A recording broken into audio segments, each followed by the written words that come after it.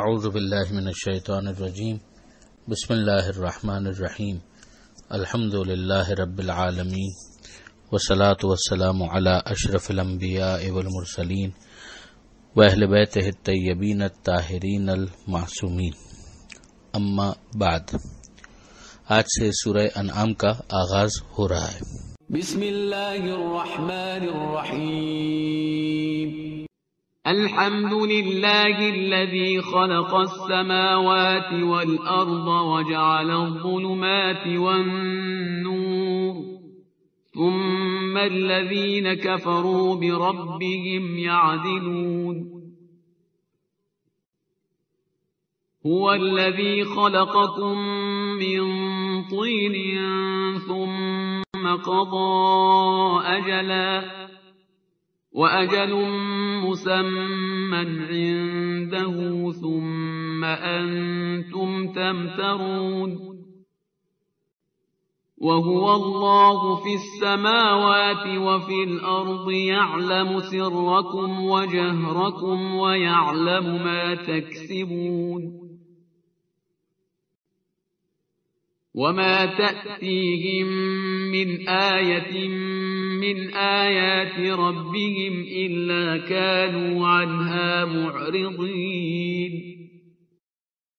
فقد كذبوا بالحق لما جاءهم فسوف يأتيهم أنباء ما كانوا به يستهزئون۔ أَلَمْ يَرَوْا كَمْ أَهْلَكْنَا مِنْ قَبْلِهِمْ مِنْ قَرْنٍ مَكَّنَّاهُمْ فِي الْأَرْضِ مَا لَمْ نُمَكِّنْ لَكُمْ وَأَرْسَلْنَا السَّمَاءَ عَلَيْهِمْ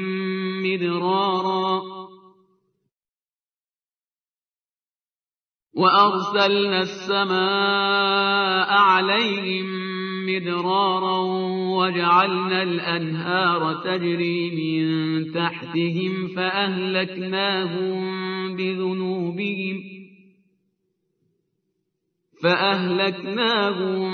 بِذُنُوبِهِمْ وَأَنشَأْنَا مِنْ بَعْدِهِمْ قَرْنًا آخَرِينَ،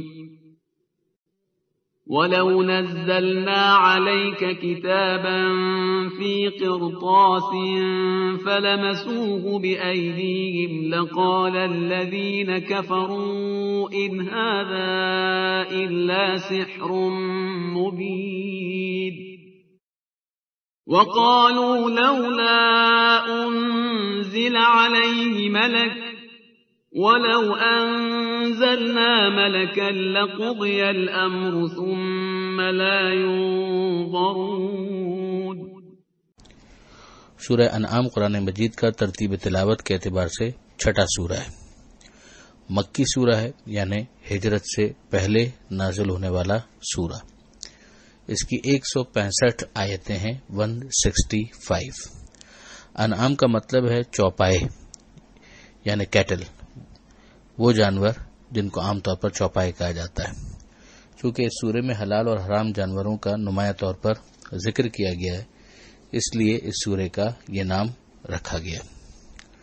آج کی بحث میں آیت نمبر 1 سے لے کر آیت نمبر 8 تک گفتگو رہے گی۔ 1 سے 8 آیت۔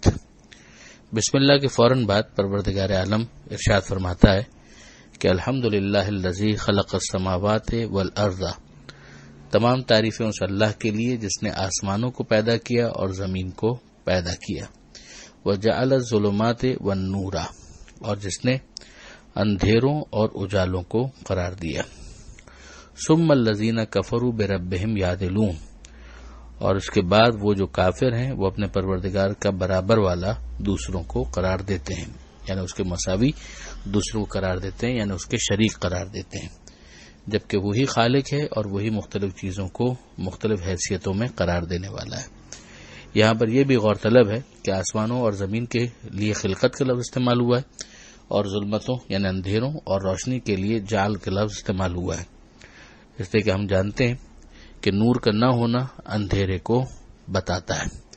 تو یہاں پر ایک جو بحث ہے کہ اندھیرا خلق نہیں ہوتا بلکہ نور کے معدوم ہونے کا نتیجہ ہوتا ہے، تو اس کے لیے بڑی لطافت ہے کہ جو لفظ ہے وہ جعل کا استعمال ہوا ہے یہاں۔ بہرحال اس زمانے کے اندر آج بھی بہت سارے افراد ظلمت کے لیے الگ خدا کے قائل اور نور کے لیے، روشنی کے لیے الگ خدا کے قائل۔ اس زمانے میں پروردگار عالم نے قرآن کے ذریعے سے ذہن انسانی کو متوجہ کیا کہ خالق بہرحال ایک ہی ہے، مالک بہرحال ایک ہی ہے، معبود بہرحال ایک ہی ہے، اور اس کے اندر اس کے حوالے سے کسی شریک کی کوئی گنجائش نہیں ہے۔ یہی تعارف مزید آگے بڑھتا ہے آیت نمبر 2 میں کہ هو الذی خلقکم من طین، یعنی وہی خدا کہ جس نے آسمانوں اور زمین کو پیدا کیا، وہی وہ خدا ہے کہ جس نے تم کو بھی پیدا کیا اور مٹی سے پیدا کیا۔ اب یہ مٹی سے پیدا کرنا جناب آدم علیہ السلام کی طرف بھی اشارہ ہے کہ حضرت آدم علیہ السلام جو موری سے اعلیٰ ہیں ان کو بہرحال پروردگار عالم نے مٹی سے پیدا کیا، اور خود انسان جو ہے اس کے بھی وجود، اس کے مادی اجزاء جو ہے وہ مٹی کے اندر موجود ہیں۔ پھر ارشاد ہوتا ہے ثم قضا اجلہ، پھر ایک مدت اس نے طے کی، واجل مسمی عندہ، اور ایک مقررہ مدت اس کے پاس ہے، ثم انتم تمترون، اس کے بعد بھی تم لوگ شک کرتے ہو۔ یعنی وہ خدا ایسا ہے کہ جس نے تم کو پیدا کیا، مدت بھی معین کی، اور ایک اور مقررہ حتمی مدت وہ بھی اس نے مقرر کی ہے اور اس کو معین فرمایا ہے۔ یہ جو یہاں پر 2 مدتوں کا ذکر کیا گیا، اسی کی وجہ سے اس کی 2 حصے کیے گئے کہ ایک وہ مدت ہے کہ جو حتمی ہے اور ایک وہ ہے جو غیر حتمی ہے۔ یہ تقسیم خود چھٹے امام جعفر صادق علیہ السلام نے اس آیت کے حوالے سے ارشاد فرماتے ہوئے کی کہ ہما اجلان، اجل محتوم و اجل موقوف، یہ 2 قسم کی اجلوں کی طرف اشارہ ہے۔ اجل یعنی مدت، ایک اجل حتمی اور ایک اجل مشروط۔ اس فنامنا کو سمجھانے کے لیے تفسیر نمونہ کے اندر بہت اچھی ایک مثال دی ہے، اور وہ مثال چراغ کی ہے کہ مثلا ایک تیل سے جلنے والا چراغ، اس کے تیل کی مقدار کے پیش نظر ممکن ہے کہ وہ 20 گھنٹے روشنی دینے کی طاقت رکھتا ہو، لیکن ایک آندھی کا جھونکا یا بارش کا چھینٹا یا اس کی دیکھ بھال نہ کرنا اس کی زندگی کے مختصر ہونے کا سبب بن سکتا ہے۔ تو ہم دیکھیں کہ ایک جو نارمل کورس آف ایکشن تھا اس کے تحت ہو سکتا ہے کہ اس کو 20 گھنٹے تک چلنا چاہیے تھا، مگر یہ درمیان میں کچھ چیزیں ہیں کہ جنہوں نے آ کر انفلوئنس کر دیا اور اس کے نتیجے میں اس کا معاملہ مختصر ہو کر رہ گیا۔ انسان کی زندگی کا بھی یہی معاملہ ہے کہ ایک پروردگار عالم کی طرف سے ایک انسان کو زندگی ملی ہوئی ہے، مگر اگر وہ اس زندگی کو کیئر نہ کرے، مثلا اپنی صحت کا خیال نہ رکھے، تو مادی اسباب کی بنیاد پر بھی ہو سکتا ہے کہ اس کی زندگی مختصر ہو جائے۔ اور اسی طرح سے کچھ مانوی اسباب بھی ہوتے ہیں، کچھ اسپرچل فیکٹرز بھی ہوتے ہیں۔ مثلا اگر کوئی شخص ماں باپ کی خدمت کرتا ہے تو اس کی زندگی بڑھ جاتی ہے، اگر رشتہ داروں کے حقوق ادا کرتا ہے تو اس کی زندگی میں اضافہ ہو جاتا ہے، اور اگر وہ ماں باپ کے ساتھ زیادتی کرے، آقے والدین ہو، تو اس کی زندگی کم ہو جاتی ہے۔ رشتہ داروں کے حقوق ادا نہ کرے تو اس کی زندگی مختصر ہو جاتی ہے۔ تو اس کا نتیجہ یہ نکلے گا کہ وہ جتنی زندگی جی سکتا تھا اس سے پہلے وہ اس دنیا سے چلا گیا۔ یہ طے ہے کہ زندگی مختصر ہونے کے باوجود اس سے مختصر نہیں ہو پائے گی کہ جو پروردگار عالم نے ایک منیمم لمٹ رکھ دی ہے۔ یہ خود اپنی جگہ پر بہت دقیق اور بہت غور طلب بحث ہے۔ تو یہ اگر نقطہ سمجھ میں آ جائے تو یہ دونوں مدتیں بھی سمجھ میں آ جائیں گی کہ ایک پروردگار عالم کی طرف سے حتمی ہے کہ اتنا تو بہرحال اس آدمی نے زندہ رہنا ہے، اور ایک یہ ہے کہ اگر وہ اپنی زندگی کے اندر مختلف چیزوں کا خیال رکھے تو اس میں اتنا مزید اضافہ بھی ہو سکتا ہے۔ علم پروردگار ان دونوں کے اوپر حاوی ہے۔ مزید تفصیل اگر اس کی پڑھنی ہو تو پھر کتابوں کے اندر دیکھا جا سکتا ہے۔ آگے مزید آیت نمبر 3 میں پروردگار عالم اپنا تعارف کرواتا ہے کہ وَهُوَ اللَّهُ فِي السَّمَاوَاتِ وَفِي الْأَرْضِ، وہ اللہ ہے آسمانوں میں بھی اور زمین میں بھی، يَعْلَمُ سِرَّكُمْ وَجَهْرَكُمْ، وہ تمہارے ظاہر اور پوشیدہ دونوں معاملات سے واقف ہے، ان کا علم رکھتا ہے۔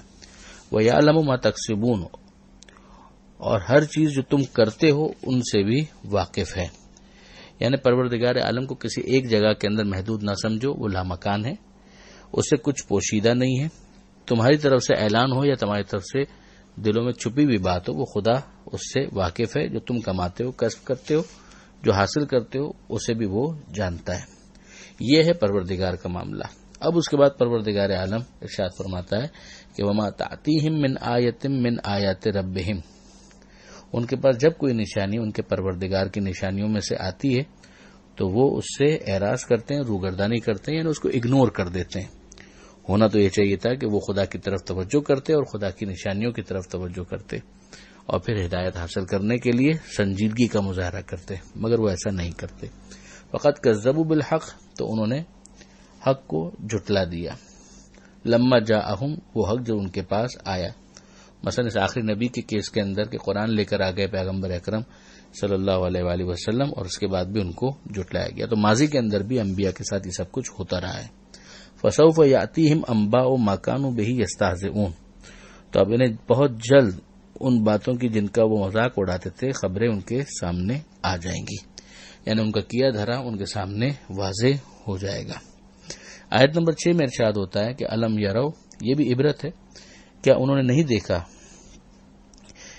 کم اہلکنا من قبلہم من قرن، کہ ان سے پہلے کتنی ہی قوموں کو، کتنے ہی افراد کو ہم نے ہلاک کر دیا۔ مکناہم فی الارض ما لم نمکن لکم، ہم نے انہیں زمین میں ویسا اقتدار دیا جو تمہیں نہیں دیا، یعنی ان کے لیے وسائل زیادہ تھے، امکانات زیادہ تھے۔ احرام مصر آج بھی اگر اسے دیکھا جائے تو انسانی عقل حیران رہ جاتی ہے، دنگ رہ جاتی ہے کہ وہ کون سی ٹیکنالوجی تھی کہ جس کے ذریعے سے انہوں نے یہ اتنے بڑے بڑے احرام اور اتنے آرگنائزڈ احرام انہوں نے تعمیر کر لیے۔ تو ماضی کی جو تاریخیں ہمارے سامنے ہیں اس میں بھی ایسے نمونے ہیں، اور پھر جو قبل از تاریخ کا دور ہے اس میں تو پروردگار عالم ہی جانتا ہے کہ لوگ کہاں تک ترقی کرتے ہوئے پہنچے تھے۔ تو پروردگار فرماتا ہے کہ وہ کہ جو ترقی میں ظاہری اسباب کے تحت جن کے پاس امکانات تھے وہ تم سے زیادہ آگے بڑھے ہوئے تھے، تو ہم نے ان کو بھی ہلاک کر دیا۔ وَأَرْسَلْنَا السَّمَاءَ عَلَيْهِمْ مِدْرَارًا، جن پر ہم نے آسمان سے موسلادھار بارش نازل کی تھی، وہ رحمت کے طور پر۔ وَجَعَلْنَا الْأَنْهَارَ، اور ان کے لیے ہم نے نہریں بنائی تھیں، تجری من تحتہم، جو ان کے پیروں کے نیچے سے بہتی تھی، یعنی وہ بھی ان کے کنٹرول میں تھی۔ مگر پھر ہوا کیا، اتنا سب کچھ ہونے کے باوجود طاقت بھی تھی، وسائل بھی تھے، آسمان سے بارش بھی برس رہی تھی، نہروں کا بھی نظام موجود تھا۔ فَأَهْلَكْنَاهُمْ بِذُنُوبِهِمْ، تو ہم نے ان کو ان کے گناہوں کی وجہ سے ہلاک کر دیا۔ یہ گناہوں کی وجہ سے ہلاک کرنا خود بتا رہا ہے کہ کوئی پروردگار عالم نے فقط اور فقط کسی انتقامی جذبے کی تسکین کے لیے ان کو ہلاک نہیں کیا تھا، یہ ان کے گناہ تھے کہ جن کی وجہ سے وہ ہلاکت کا شکار ہو گئے۔ اور پیچھے جو حتمی اور غیر حتمی اجل کی بحث آئی تھی اس سے اگر ہم دیکھیں تو یہ بات کو ریلیٹ ہو جاتی ہے کہ اگر وہ لوگ یہ گناہ نہ کرتے تو اپنی طبیعی عمر کو پورا کر پاتے۔ وَأَنشَأْنَا مِن بَعْدِهِمْ قَرْنًا آخَرِينَ، اور اس کے بعد ہم نے دوسری نسلیں پیدا کی۔ آیت نمبر 7 میں ارشاد ہوتا ہے وَلَوْ نَزَّلْنَا عَلَيْكَ كِتَابًا فِي قِرْطَاسٍ، اگر ہم آپ پر لکھی ہوئی تحریر اتارتے، فَلَمَسُوهُ بِأَيْدِيهِمْ، اور اسے یہ لوگ اپنے ہاتھوں سے چھو بھی لیتے، لَقَالَ الَّذِينَ كَفَرُوا، تو وہ کہ جنہوں نے کفر اختیار کیا ہے وہ یہ کہتے کہ ان ھذا الا سحر مبین، کہ یہ تو کھلا ہوا جادو ہے۔ یہ وہی بہانے بازیاں ہوتی ہیں۔ بعد افراد نے اعتراض کیا تھا کہ اگر یہ اللہ کی کتاب ان کے اوپر نازل ہو رہی ہے آخری رسول صلی اللہ علیہ وآلہ وسلم پر، تو یہ پوری کتاب ایک ساتھ کیوں نازل نہیں ہو جاتی، لکھی ہوئی کتاب نازل ہونی چاہیے۔ یہ کیا کہ وحی کی صورت میں آ رہی ہے اور پھر اس کے بعد اس کو لکھوایا جا رہا ہے بٹ بائی بٹ۔ تو یہاں پر اس کا جواب دیا جا رہا ہے کہ جن کو نہیں ماننا ہوگا وہ اگر اس طرح سے نازل کریں گے تو بھی نہیں مانیں گے اور اس کو کھلے ہوئے جادو سے تعبیر کریں گے، اور جو حق کی تلاش میں ہیں ان کے لیے اس طرح سے بھی قابل قبول ہونا چاہیے، اس لیے کہ یہاں پر کوئی اعتراض کا موضوع یا اعتراض کا کوئی مقام ہے نہیں۔ آخری آیت جو صفحے پر ہے اس میں ایک اور اعتراض کی طرف متوجہ کیا گیا ہے، وقالوا لولا انزل علیہ ملک، کہ یہ لوگ کہتے ہیں، انہوں نے کہا کہ ان پر فرشتہ کیوں نہیں اترتا، ولو انزلنا ملکن، اگر ہم فرشتہ نازل کرتے، لقضی الامر، تو پھر اس کے بعد فیصلہ ہو جاتا، ثم لا ينظرون، اور اس کے بعد انہیں مہلت نہ دی جاتی۔ رسول پر ظاہر ہے کہ فرشتے تو اترتے ہی تھے، مگر کافروں کا مطلب یہ تھا کہ ہم خود اپنی آنکھوں سے فرشتے کو اترتے ہوئے دیکھ سکیں۔ فرمائشی معجزے اگر اس طرح کے پروردگار عالم کی طرف سے نازل کیے جائیں تو جیسا کہ ماضی میں ہو چکا ہے کہ اگر ان کا انکار ہو تو پھر عذاب الہی فوراً نازل ہو جاتا ہے. اس لیے یہ کہا گیا ہے کہ یاد رکھنا چاہیے کہ ان کی فرمائش کے مطابق اگر فرشتے اترتے تو پھر عذاب خدا سے ان کو مہلت نہیں مل سکتی تھی. اس کو بھی جو ماضی کے اندر ہم نے تھوڑی دیر پہلے اجر حتمی اور غیر حتمی کی بات کی، اس کے ساتھ اس کو ریلیٹ کیا جا سکتا ہے کہ یہ بھی پروردگار عالم کا احسان ہے کہ پروردگار یہ چاہتا ہے کہ وہ مہلت پوری ہو جائے اور لوگ اپنا وقت پورا کریں، ورنہ وہ منیمم جو مہلت ہے وہ بھی نہیں ملے گی اور ان فرمائشی معجزات کے نتیجے میں انسان ہلاک ہو جائے گا اور یہ مشیت کے خلاف ہے. یہ فرشتوں کے حوالے سے جو بحث ہے وہ اگلے صفحے پر بھی آگے بڑھے گی. یہاں پر یہ صفحہ مکمل ہوتا ہے. پروردگار عالم سے دعا ہے قرآن مجید سمجھنے اور عمل کرنے کی توفیق عطا فرما اور وارث قرآن امام زمانہ کے ظہور میں تعجیل فرما. وآخر دعوانا ان الحمد للہ رب العالمین والسلام علیکم ورحمۃ اللہ وبرکاتہ.